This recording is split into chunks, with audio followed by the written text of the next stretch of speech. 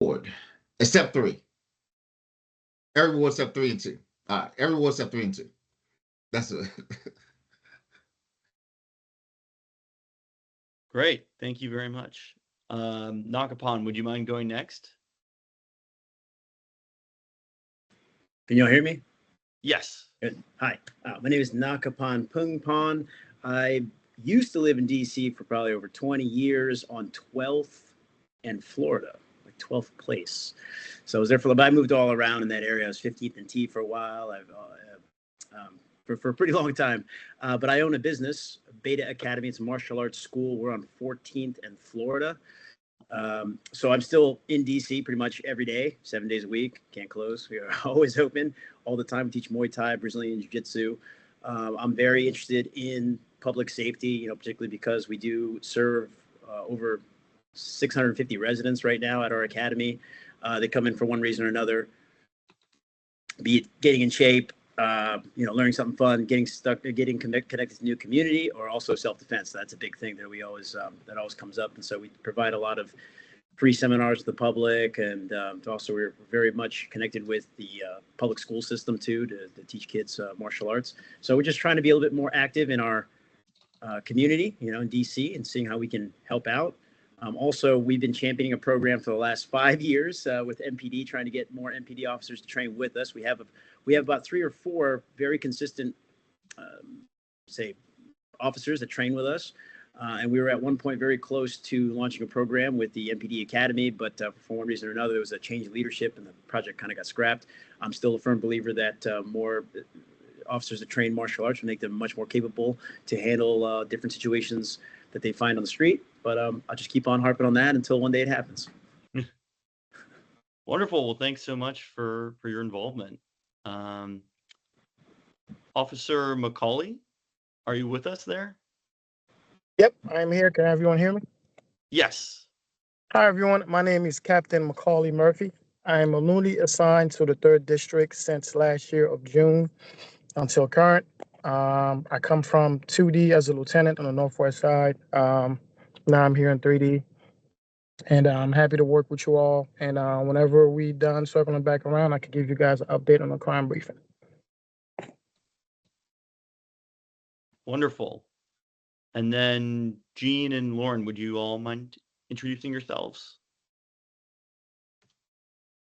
If you're able.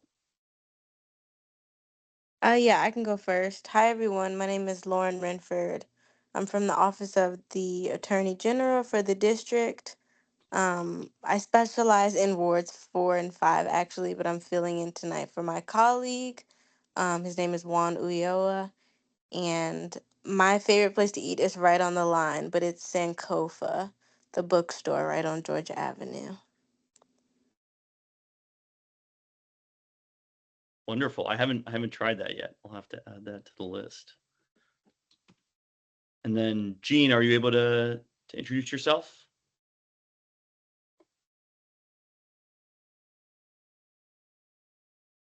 That's all right. All right, great. Well, the next item on our agenda, and I if folks don't have the agenda, I can send it right now, but it was published online.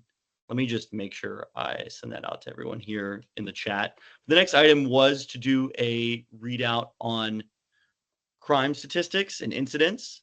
Then after that, our plan is to talk about setting priorities for 2025. What do we want the committee to focus on? What kinds of resolutions are we interested in drafting? What do we see the committee's role as in addressing public safety? Because there are a lot of other institutions and task forces and groups that work on public safety in our area.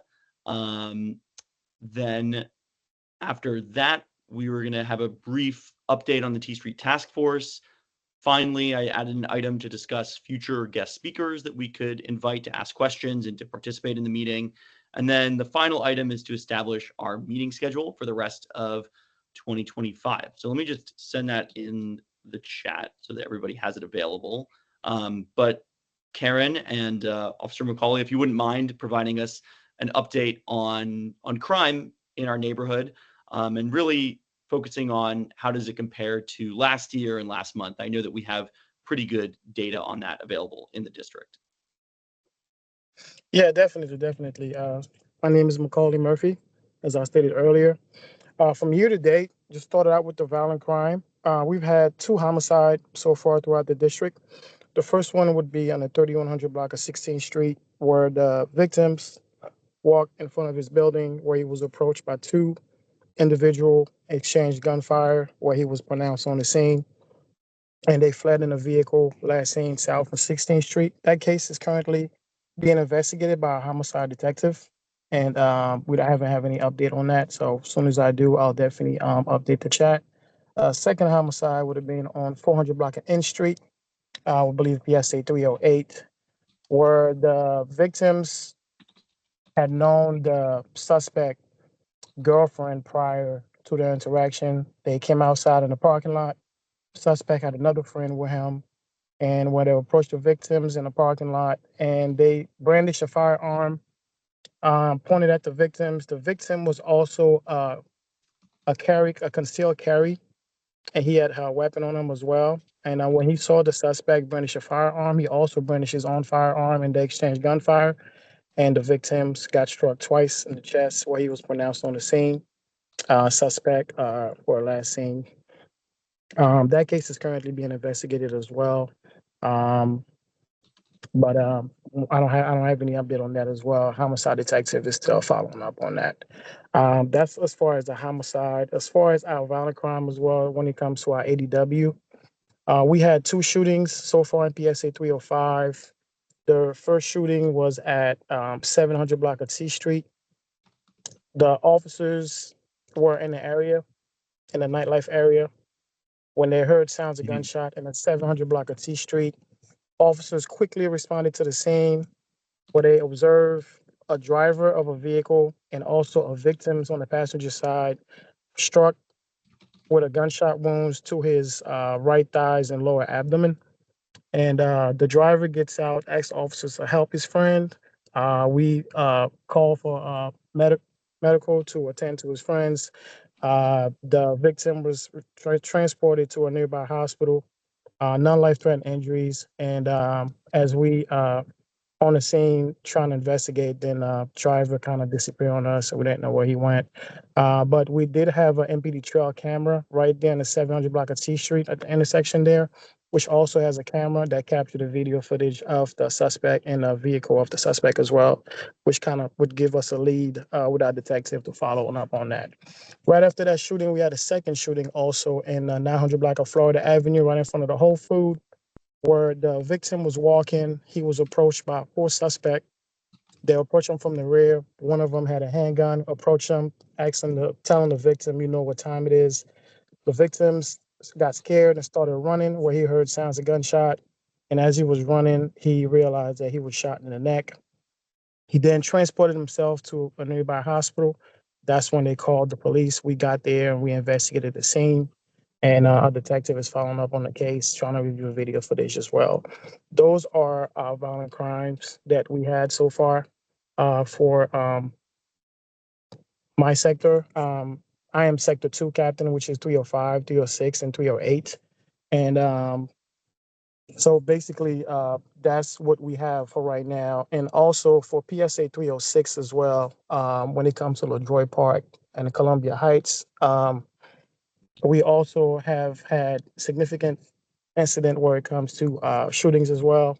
So what I have done so far to address these violent crimes, my job is to kind of notice trends in violent crimes and to start shifting resources into hot spots just to make sure we provide extra visibility in those areas. So we currently have extra visibility in the LaJoy Park area, Columbia Heights area, as well as the shooting that occurred on T Street. We have officers responding there as well for extra visibility. What I have done so far on my end is to make sure I contacted outside resources to kind of help us out with extra additional staffing personnel for extra visibility.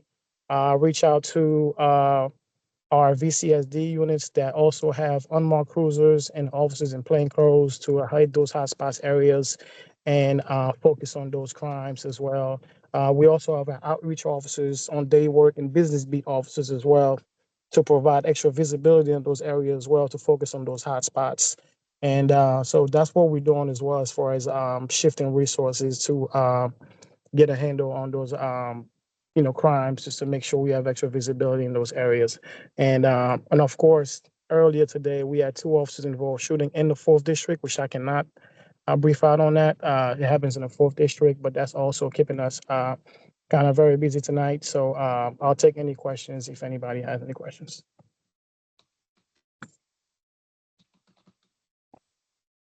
Quickly to jump in, I live on Westminster Street, and I'm the commissioner for SMD 1B02, which is, roughly from S Street all the way up to Florida, and then 7th Street in the east over to 12th Street in the west. So I think I may have heard some of these shootings. I'm curious whether we have any insight into the motivation behind them, whether they were, it sounds like some of them were targeted.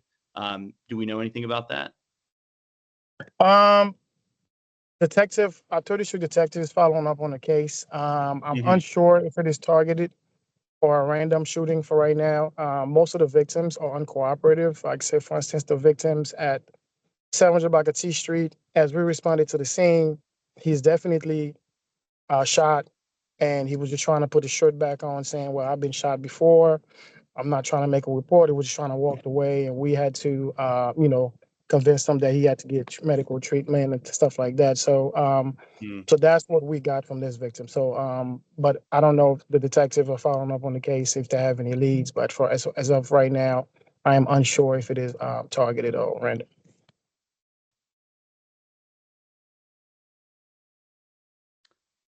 Does anyone else have any questions?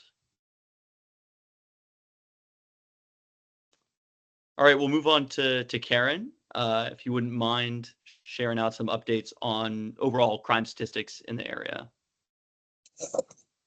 Certainly. My report is probably going to be similar to the captain's report, but I'll be a little bit more brief. Over the last month, the total crime in ANC 1B has seen a significant decrease, dropping from 149 incidents to 77 incidents. This includes reductions in both violent crime and property crime, which is a positive trend. Today I was on the a call with the chief, and of course she always says any crime is, of course, one crime is one crime too many, and she wants to really hyper focus on the truancy that we have, where the young people who are not attending school in the area and they're able to hang out on the streets. That tends to be a very prevalent issue. So I'm working with as under my purview as the 3D CAC chair, I'm working with our 2nd district as well as the 3rd district to try to make sure that we're doing some work, advocacy work, to get some ahead of that truancy issue. And then we had in violent crime, it has decreased tremendously from 16 incidents to 10 incidents. However, we did see one homicide and of course, as the captain reported, we're still having some shootings. So we definitely need to see what things we can do to proactively get ahead of that. But we have, we did not, the robberies have dropped significantly from 15 to 7. The assaults with dangerous weapons increased slightly from 1 to 2. Property crime has also seen a major decline in the 1B area from 133 incidents to 67 incidents. Notably, theft from auto dropped from 51 to 12, and motor vehicle theft decreased from 21 to 12. However, we see a lot of the around in the area in the 9th Street corridor area, and from 8th Street over to 14th Street, a lot of the windows are being broken.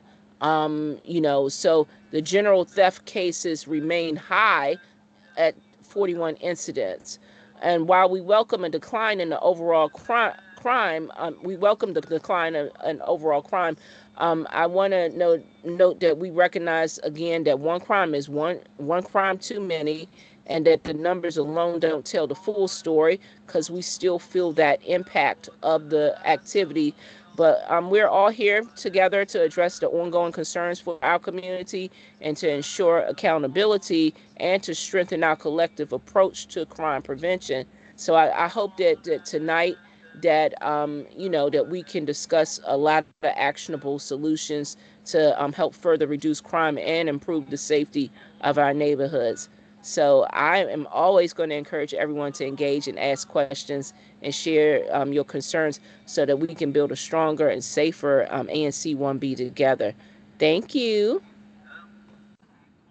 Thank you so much for that update. And quickly, I'm wondering, do we know whether crime generally drops during the winter months? I feel like this is a phenomenon I've heard about, and I'm curious to what extent that might be happening. Crime doesn't drop just because it's winter. I mean, I'm a native Washingtonian, Sure. so I can tell you, just because it's winter, it doesn't. It's because we have been doing some really strong community policing.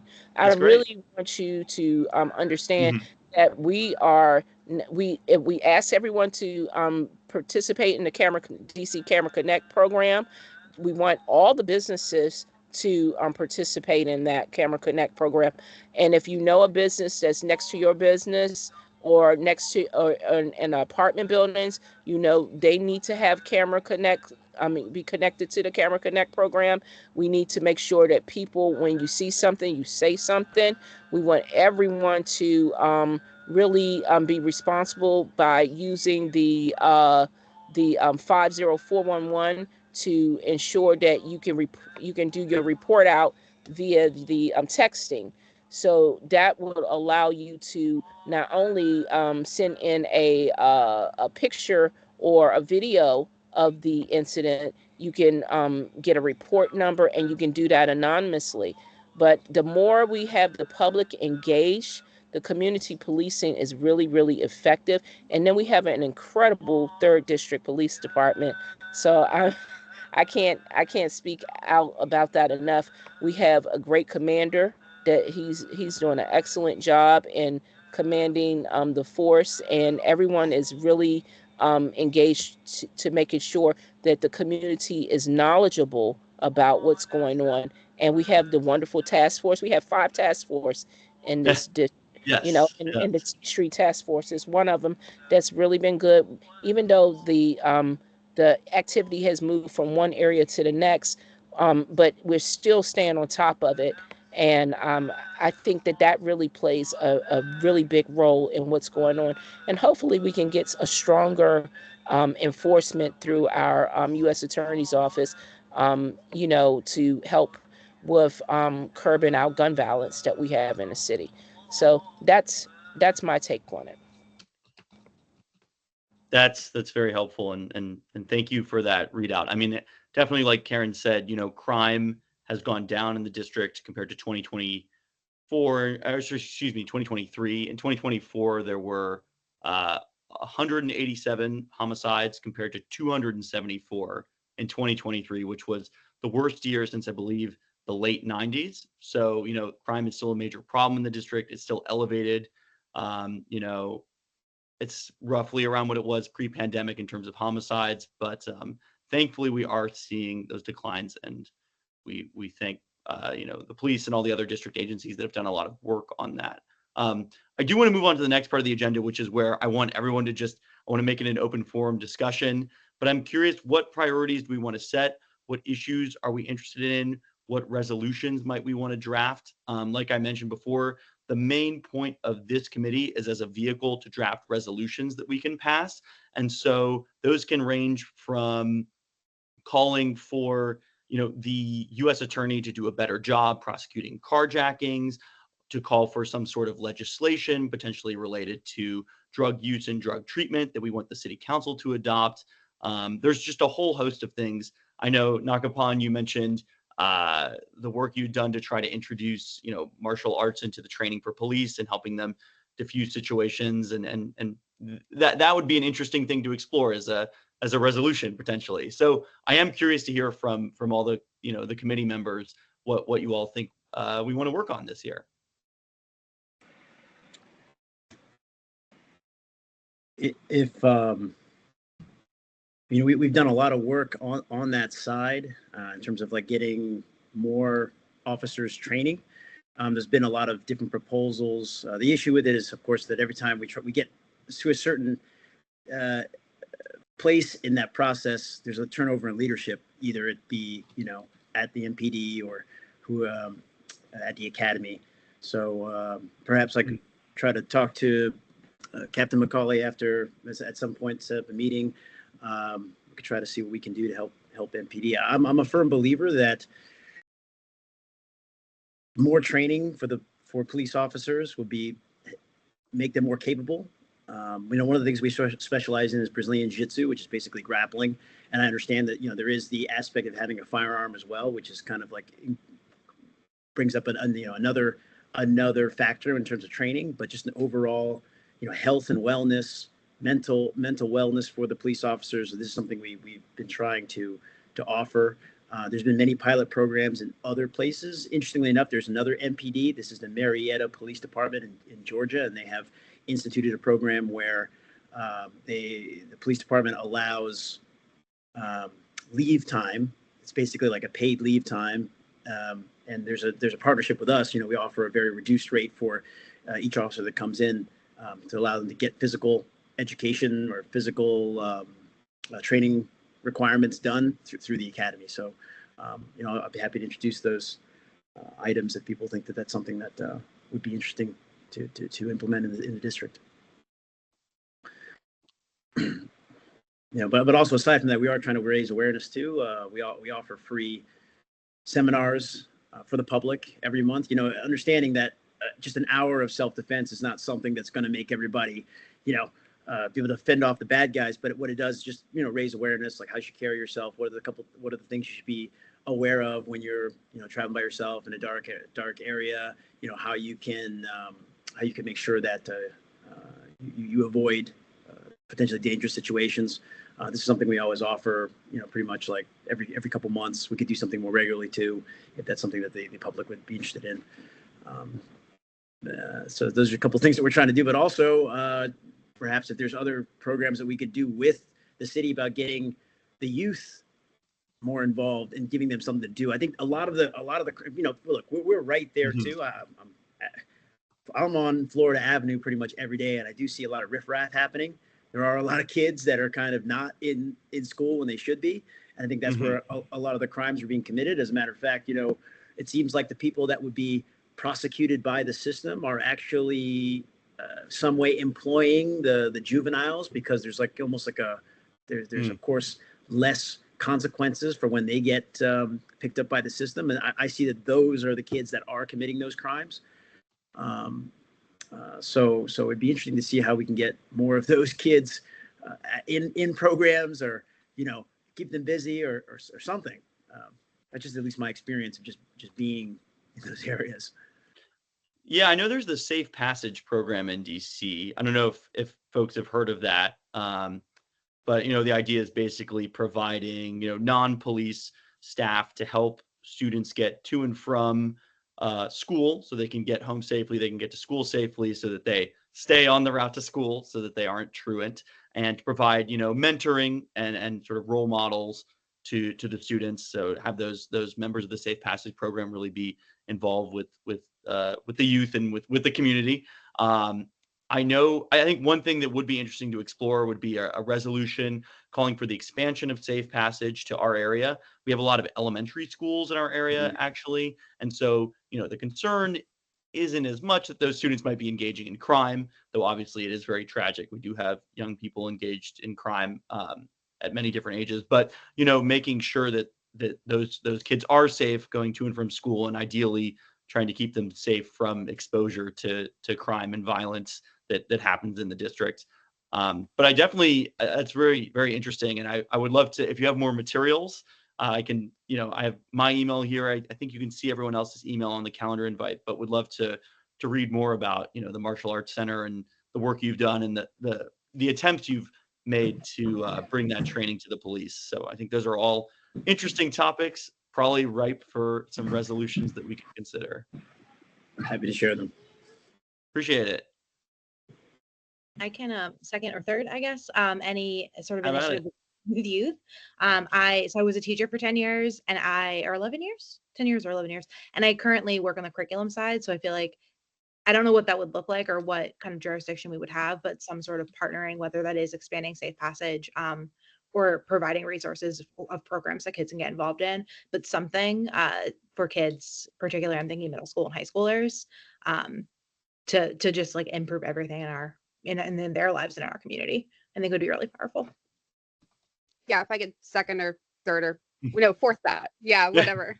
I think that would be great. I think I really love seeing sort of like presidents in a donut of the schools, especially like, when I'm taking a run in the morning and I see a crossing guard, and I feel like the community is expanded beyond just a 1 block radius of the school. So I think the Safe Passage program would be invaluable, especially just, as part of community policing and just feeling in touch. Yeah. Yeah. Unfortunately, the Safe Passage program, like I said, they have certain target areas right now, and they're not focused on elementary schools, which are, there's a lot of them in our area. But I do think it makes a big difference. They're trying to work on collecting more data. I went to a youth public safety meeting, actually, and, they are working to try to track what is the impact of the program. But it does seem like a great program. And I do think that we should advocate as members of ANC or of Commission 1B to try to get some of those resources to our area, because, I think as we've all witnessed and discussed, like we do need those resources both to, keep the students in school as well as to protect the students when they're going to and from school. So I think that is really important, and I do want to learn more about that. So I can definitely do some more research and come back to you all with some more ideas on Safe Passage and what we might advocate for in that area. Anthony, I see you have your hand up, and Karen, you have your hand up, and then Anthony after. Yes, certainly. I really appreciate you bringing up the Safe Passage program, because that does correlate a lot with the truancy issue that we that I mentioned earlier. And I think that we really need to ensure that there's a holistic approach where we're addressing the family level, we're addressing the actual school level, and we go into making sure that those students who they are not able to capture to be in school, and I don't want to use the word capture, the students who they're not able to actively program to be engaged to stay in school, that we have a specialized school for them where they get the full programming. They get the programming where they're working from the family, they're working on in the school level, so that they can make sure that they test and see where they are. And I'm not talking about those standardized tests. They actually do actual tests to see what their skill level, whether they could be geniuses walking around in the street, but because they're not tapped into, we want to make sure that they are properly tested to see where they are in regards to their learning abilities, and have good school programming that is cultivated for them, culturally cultivated, and also cultivated for them where their learning levels are, so that you can keep them engaged and throughout the day from 8 a.m. until it's time for them to return home. And then we got to make sure that they have the proper resources within their home environments. That's why I think that ANC really can help with legislation with the council, so it's not just expel, because when you expel children from school, they're going to be on the street. But we need to make sure that they have proper educational systems where they're going to be able to learn, have a full environment where they become viable members of the community. And we need to make sure that where the community engagement aspect of it all is that we're doing the community's part of making sure that we have good programming within the community that sort of embraces them as well. So I think if we create a full approach on public safety, and it's not just we're going to cast them out of school and then they cast them in the street and then have that school to prison pipeline for the kids, then we need to make sure that we're doing the proper responsible things that we're supposed to do. So when it comes to legislation, we should not always just look at it at a punitive level. We should look at ways in which we can address it, resolutions that we can address it in a way that is really going to be community building from the sources of the issues that we're having. And I think that will make it really, really effective. And then we won't have to deal with so many of the public safety issues with the juveniles. But then we also need to make sure that the consequences when it comes to our actual Attorney General's office, where they know that we have a juvenile issue, but we don't always want to put them in a what is it, the Title 16 section. We want to show that we have actual programming, that we're working with the community and the Attorney General's office to make it a really conducive environment for the families and the children. That's my 2 cents. But you No, see, I'm that's passionate that's about this because we know yeah. we have to realistically tackle Mhm. the public safety issue, as opposed to band-aiding it by trying to Yeah. just do some of the things that has been occurring. That's why I'm saying thank you. And I think that's useful. I mean, I think one thing that what you were discussing brings up is that many issues are related to public safety. Whether it be education, drug use, transportation. There's all sorts of intersecting issues, and we do have a pretty broad mandate. And obviously, that's a big topic you brought up, Karen. But I do think that there are things where the city council is going to be looking at the budget and where they want to allocate funds, and so we can potentially pass resolutions and try to put pressure on, our city council person, other city council persons to put resources where we want them. And so if we want more programming for families, because we know that that's really important for young people and for, trying to prevent them from committing crimes and trying to help them in their lives, then that's something that we could potentially advocate for. So sorry to interrupt. Anthony, please go ahead.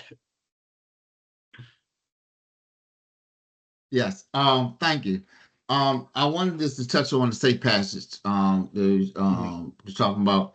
So safe passage now. It is not school based. It is like it's community based now. So far as at one time they didn't do the safe passage for the elementary schools, but that's no longer in play. So resolutions and that you may be able to present or would be helpful to getting safe passage. So we've already, as far as the TC task force, has flagged the need for safe passes in the area. So like the 7th and T, the Yeah. 7th and S. And what it would do is it would allow them to be, have another presence there. You know what I'm saying? Just to make Yeah. people, make people who are, doing something wrong uncomfortable. And that's a lot of times that's what was needed. And then continuing this pursuit to clear this area out, because what's happening is T Street is getting cleared out, but now 7th and S is getting loaded up with the people from 7th and T. So Yes. with safe passage, they would be able to roam around the area. So that a resolution for that, they probably would be helpful in getting them, persuading them to actually get that. So I just wanted to touch on that real quick and just bring out the fact that it is no longer they no longer go towards the schools. It is more community based. That's it. Yeah, no, that is a useful distinction. And I remember they were saying that the program had been changing. So I do think it would be interesting to draft a resolution to talk about, what areas we would like to see them at and what specific activity we're concerned about and what we think they could do about that. And if there are other areas that you all see in the neighborhood that you think safe passage could be useful for, I know, Nakapan, you were talking about on Florida, I think that is helpful to bring up. Yeah, there's that whole, I think it's Cardoza. There's like a big wall there. There's a lot of crime. A lot of windows get broken on that because, it's hard for people to see people casing the cars over on that side. So, yeah, I mean, I'm happy to do whatever we need to try to bring a little bit more visibility to that area. Another thing that I was just thinking about, you ever see that movie Dangerous Minds? I want to do something like that. Like, I want to do something like that. I don't know. Wait, what's the premise for those of us that haven't seen the movie? Oh, you've seen the movie? That's how old I am. I'm 45 years old. So I've seen movies like that. They take these 10 inner city kids that are just like messing up in life and getting all kinds of trouble, and they put them into they put them all together, and then like Michelle Pfeiffer is like their teacher or something like that, and then all of a sudden she puts them all these different challenges, and they become model students. There's another movie that's kind of like a straight to B movie called Only the Strong, which is basically Dangerous Minds, except with capoeira, which is a Brazilian dance martial art that all these inner city kids are practicing, right? So, I would like to pilot some kind of program like that. I do have some instructors, some resources that could offer some time, perhaps some pilot program that we could say, hey, look, here are some kids that are don't that a don't really have anything to do. They're getting in trouble. Let's put them into some type of program. Now, I understand, like, you're not trying to arm these children with like other ways to commit assaults or crimes, right? That's the idea. But of course, martial arts is the idea is like discipline, respect, and Budo, which is like the warrior code we try to instill in all the kids, and so I think that we could help influence the young kids, particularly between the ages like 10 to 14, 10 to 15. They're looking for some type of activity to get into. We would be happy to throw in some hours of instruction and see how that works out for them. But of course, we also need metrics. It can't just be, okay, we got these 5 kids or 10 kids and they got nothing to do and now they're doing martial arts. But okay, how have they been performing in the past? Are they troubled kids, or have they been getting into trouble? Or maybe perhaps to participate in our program, they have to go to school and get something signed off by the teacher and then come to the training. Because right now, mixed martial arts is it's huge, right? Everybody watches it. It's like everybody has a dream of becoming a fighter. I mean, these young kids, until they get punched in the face, then they're like, oh, well, maybe this is not for me, right? But in any case, the pursuit of that will help you to be better, strengthen your body, strengthen your mind. And if that's something that drives a child and they want to be, on the big stage one day, then maybe they're willing to come in and put in the work and go to school and do the things they don't want to do so they can do the things that they do want to do. So that's something that we would be happy to try to offer in terms of instruction times and people that could do a program, and maybe there's got to be some system of reporting and accountability that we can show the district that it works. Yeah, and I will say one of the things I have to look into it more because it's complicated, but the ANC has money and our commission has a lot of money that we have not used in the past. One of the things that I'm a newly elected commissioner, I want to make sure that we actually use that money. So we can give out grants to various organizations. Other ANC commissions do this. So that is something we could look into, wherein, maybe your organization or another organization could receive a grant to put on some programming. I need to understand the rules better about what organizations qualify. There's a rule that says that the money that we have can't be used for services that the district otherwise provides through a government agency. So we couldn't pay, for example, to get someone's street cleaned because there's already an agency that does that. But I do think it would be interesting to think about, as we have this more expansive view of public safety, are there grants that can be used to help kids and, to reduce crime, improve public safety, and really, really help these kids. So I do think I mean, to be perfectly clear, I'm not trying to drain the coffers of the ANC. Not at all. It's important. I'm willing to contribute time to do that, to create a program to say, okay, the city, this does work. If we can try to put together a grant because we've seen it works, that's fine. I'm interested. Like, I'm new to this group. I want to contribute as much as I can. And I also would love to see the neighborhood getting safer and getting these kids into doing something that's constructive with their time. Yes, of course. And that makes a lot of sense. And I'm just, whenever I hear something that I'm like, we could actually, put some money behind it, I am thinking about like, what can we actually do with that? So, definitely I want to do some more research to learn more about it, but that is an option that we have just like as a committee to look into. Are there certain programs or things that we want to provide grants for potentially, or really recommend that the ANC do that? But I want to be conscious of time because, we have about 12 minutes till 8 o'clock, and I want to try to keep these meetings at an hour because I want to respect everyone's time. Can I add something, Francois, before you move to, because it's still within the realm of the the funds, and it's going to be very brief because from our last meeting we had, and we were interested in doing scholarships to get children, the kids interested in getting as a scholarship to go to the local colleges and universities. And it was a way to tie in the educational systems, to a scholarship that would really try to have some teeth to allow them to go from high school into a university, or from the adult state school into a university. But the thing is just, I think that if we create a type of incentive program that gets them out of the grips of whatever the safety issues that they may be at. Because see, most scholarships target children who have a high merit system, but we need to see what we can do. I was listening to what Nakapan said. See what we can do to get them into something that would broaden their horizons in a way that is a lot more proactive, but also involves merit with it. They have the capoeira programs. They have like the Muay Thai program, like Nakapan has. They have all different types of things. But then if they're crafty, if they're not necessarily in the physical, we want to be able to speak to where they are. And because I know there's stuff that DPR offers, but what can we do to sort of, pitch into something that is currently working in the city, but evidently something is not working. That's all I'm just saying. We really have to open our creative minds. So Nakapan was on the right track, I believe, but we really have to make sure that we, you always have the good kids who raise their hand and they participate, but evidently we have a swath of a population of kids who are not able to raise their hands or be seen, that we really do need to tackle this holistically. That's just me. Sorry.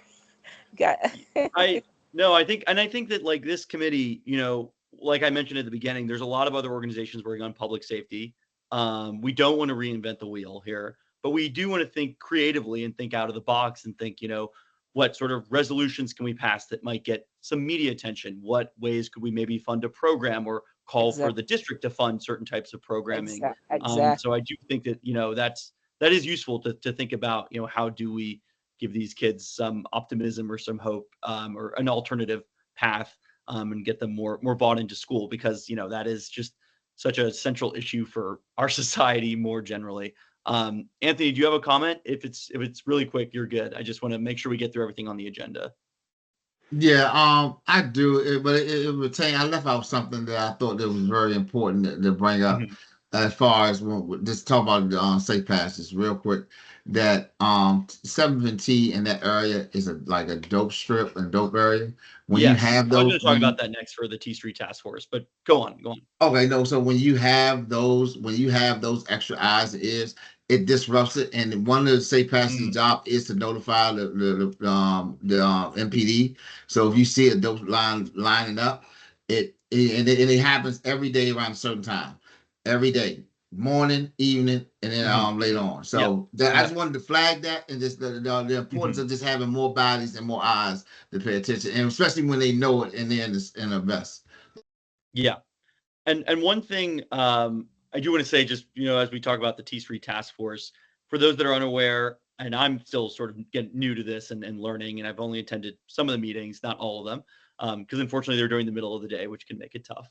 But basically, this is a task force focused on T Street, but has been really focused at the situation at 7th and T, where I know Claire lives, so I'm sure she has lots of insights into what happens. But the issue there that we're concerned about is that there are, like Anthony mentioned, there are dope lines. There are people buying, selling, and using drugs, and then there's other criminal or antisocial, behavior that results from that, and that, now that behavior historically has been located very near Cleveland Elementary School, which is an elementary school between 7th and 8th at T, and has put kids and parents and families at risk. And so that is a big issue in our area. That's something that, I've talked with folks who've said that there's been drug use at 7th and T since the 80s. So this is a long-standing issue, but it is one of the, most significant public safety challenges that we face. And so, we only have a little bit of time left, but I did just want to say that, I really enjoyed everything we talked about. Those are all really good ideas. And I also think that 7th and T will be a big focus for us going forward in terms of thinking about what additional resources are needed. How do we want to involve HIPS, which is a harm reduction nonprofit? They also offer some treatment services. I want to invite the head of HIPS to come in and speak with us and work with us on this. and as well as the Department of Behavioral Health. I want to get them involved with these meetings. And sorry, Claire, I think you had something to say, so I want to give you a chance. Oh no, I was just echoing with the Shaka.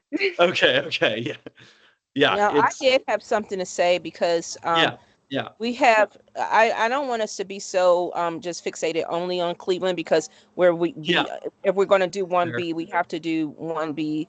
We have over right at 14th and U, we have a very vibrant population of substance abuse going in 14th and the 14th and U Street area, the 12th and U Street area, and obviously in the 9th Street. And then we need to understand that it's a thriving population based on the opportunities to get the substances that's needed. So we will either move from the substance abuse from narcotics to alcohol.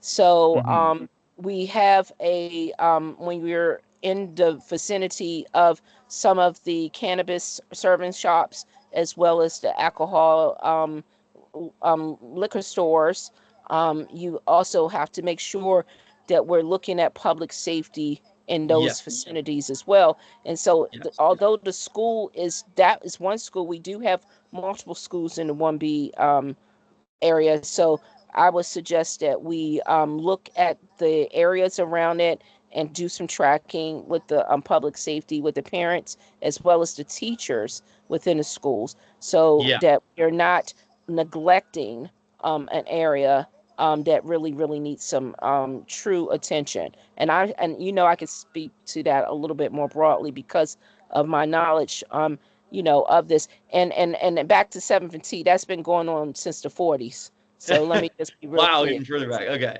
Yes. Okay. Just let you know that. No, I didn't know that. That is helpful context. I think you're 100% right. I mean, the situation is not just at 7th and T. I don't want us to, that is the area that I'm closest to and the people that I've talked with the most. So I definitely want to hear about what's happening in other parts of the commission. I will say, I think the issues that 7th and T faces are probably very similar to the issues that 14th and U faces, and that there's this broader problem of, of drug addiction that's all around the country. It's a national problem. It's not just in DC. But I do want us to think about, what are some of these like solutions or ideas we can think of to put pressure on either agencies, the city council, the U.S. attorney that's in charge of prosecuting major crimes, the DC attorney general that's also in charge of prosecuting a lot of crimes. What are the various ways that we can try to make progress on that issue? And so I want us to make sure that we're hearing about what's happening throughout throughout the commission, but I also want us to stay focused on, solutions and what can we really do. And I think that will be applicable to all the areas that we're looking at here. I will say before we sign off, there are the T Street Task Force meetings. Karen, I believe they happen, is it the third Tuesday of third Thursday? I'm trying to remember the exact meeting cadence. It's the first we have it on the first Tuesday of every month. Okay, and it's at Tuesday. 2 p.m. It's at 2 p.m. and you all are all invited. If you have not had an opportunity to sign up, Francois, you can feel free to filter their emails to me, and I can make sure that they're at it. That would be great. Thank you so much, because I do think that those meetings are really helpful for that specific area, as well as just for understanding this problem that the district faces more broadly. And Karen has done a lot of really great work along with some of the MPD and other agencies to work on the situation at 7th and T. And I think that there's ways that we can support that work, which I think we can go into more at our next meeting. So finally, before we go, I do want to talk about potential like guest speakers. I don't know of a better thing to call them. It's not it's not a talent show, but I do think it's important to bring people in from the agencies to speak. So I have some ideas, a representative from HIPS, like I mentioned, someone from the DC Department of Behavioral Health. Also, of course, thank you to Officer Murphy for joining us, additional folks from MPD. But you don't have to answer right now, but feel free to send me an email if you have an idea of anyone that we could bring in to speak, because I do want to make that like a recurring theme is that we're bringing in the folks that we need to hear from, and that we're able to ask questions. Great. And then the final thing was our meeting schedule. So because of some conflicts that I have in travel I'm doing, the next meeting we're going to do on March 19th. So that's the third Tuesday of the month. I'll be sure to send out a calendar invite to everyone so that y'all have all the info you need. And then after that, we're going to proceed. The plan was, unless there's any conflicts and we can talk about it, the second Tuesday of every month going forward. So that would be April 10th after that, and then May 8th, June 12th, and so on and so forth. And if it's all right, we're going to keep the 7 p.m. time unless folks want it at a different time. Okay, great. Well, thank you so much, everyone, for joining. I really appreciate you all being involved. It is essential to hear from the community, because we're all realizing there's so many things happening in so many different places, and unless we're all talking and working on this together, then we can't get a full picture of what's going on. But I definitely want to come back to the next meeting with, I'll look through these notes. The minutes will be uploaded online, and I'll really try to think of ways that we can turn some of these ideas and issues that we care about into various concrete ideas for resolutions, and then we can go from there.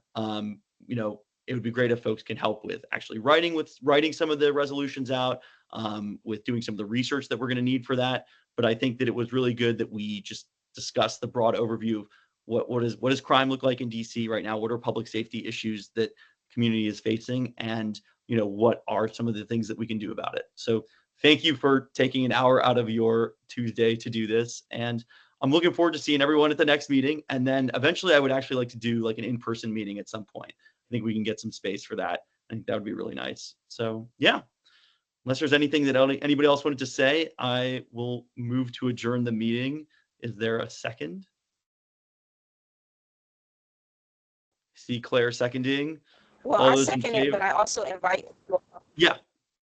No, please. I was going to invite everybody to the 3D CAC meeting, but Oh yeah, please, definitely. Those are also very helpful for getting updates on public safety.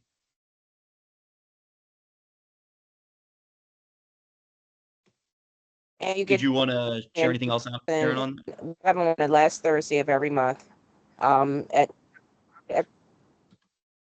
no, the information. You can share it broadly if you don't Yeah. mind. From each month we have it. We're going to have the Attorney General next month. The U.S. Attorney General next month, and this month we're going to talk about some general safety stuff for this month, because this is. Sorry, Karen. I think you're cutting in and out. But that, I figured I was, because I don't think you can hear me well. But thank you. We can kind of hear you night. now. I know you mentioned the Attorney General. It's the Attorney General, or is it the U.S. Attorney? Is the U.S. Attorney? The U.S. Attorney.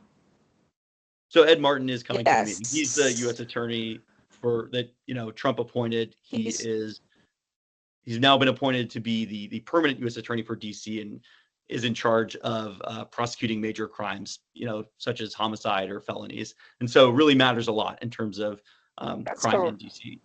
Sorry to cut you off, Karen. I know you're going in and out. All right. Well, I'll be sure to send out the information for that. I mean, I thought you were still having an issue hearing me. Certainly. Mm-hmm.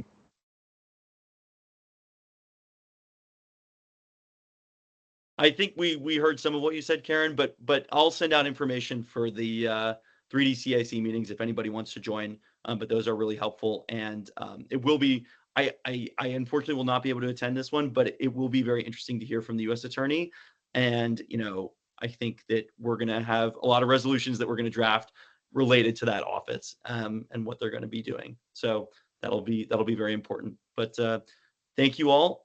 All those in favor of adjourning the meeting, you can just raise your hand. All those opposed? All right. The motion passes. I will see everyone next week on March 19th, I believe. Yeah, later. See you later. Bye.